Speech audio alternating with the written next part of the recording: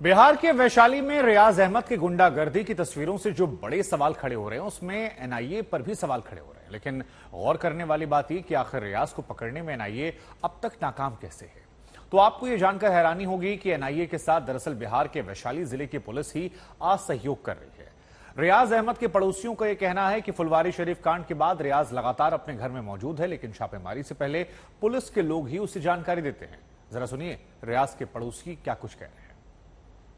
रियाज हमेशा घर पे है, लेकिन रियाज रात में घर पे कम रुकता है, इसलिए कि जब भी कोई छापा वाली बात आती है तो इसको थाना से कोई ना कोई फ़ोन करके बोल देता है कि रियाज जी आप साइड हो जाइए।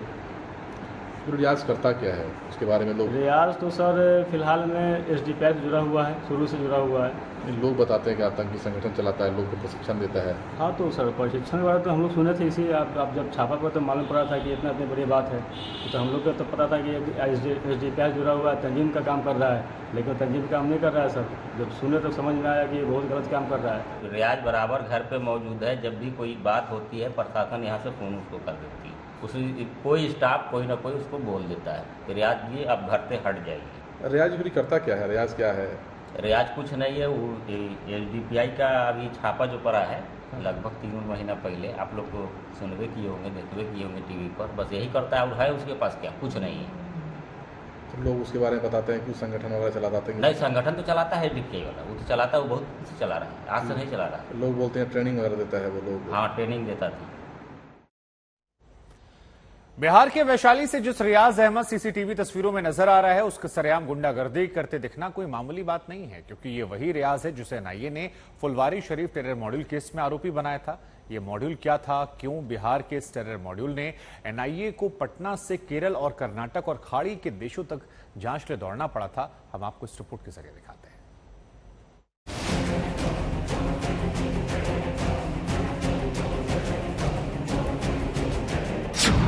मार्शल आर्ट के नाम पर टेरर ट्रेनिंग, निहत्थों पर लोन वुल्फ अटैक करना, हिंदू नेताओं की हत्या करना, तिरंगे की आड़ में अस्थिरता फैलाना, दलितों के समर्थन का इस्तेमाल करना, विदेशों से सैन्य मदद का इंतजाम करना और 2047 में भारत को इस्लामिक राष्ट्र बनाना।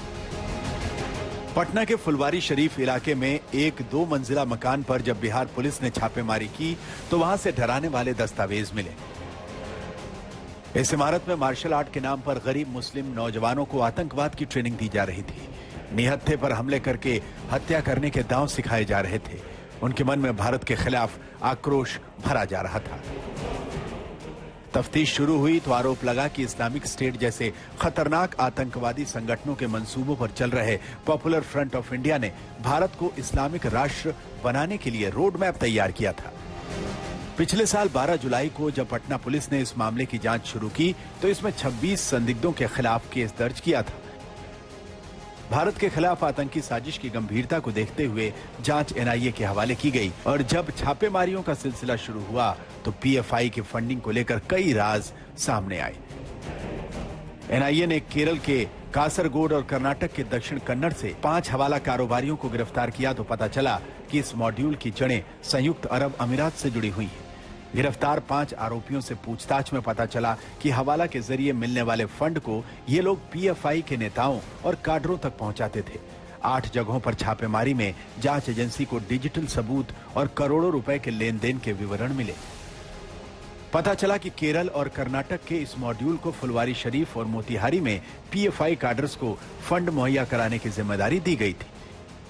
इतना ही नहीं, पिछले दिनों बिहार के ही पूर्वी चंपारण में एक समुदाय विशेष के युवक की हत्या के लिए बंदूक और गोला बारूद मुहैया कराने के आरोप में 5 फरवरी को भी 3 आरोपी पकड़े गए थे। केरल और कर्नाटक में हुई छापेमारी के बाद यह खुलासा हुआ था कि 27 सितंबर 2022 को पीएफआई पर प्रतिबंध लगाने के बावजूद उसके काडर आतंकवादी विचारधारा का प्रचार प्रसार कर रहे थे।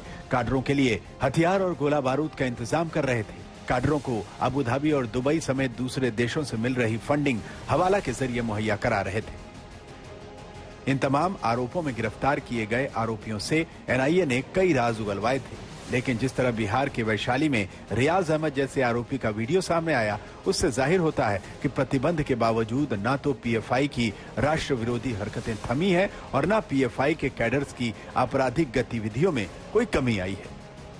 आज तक ब्यूरो।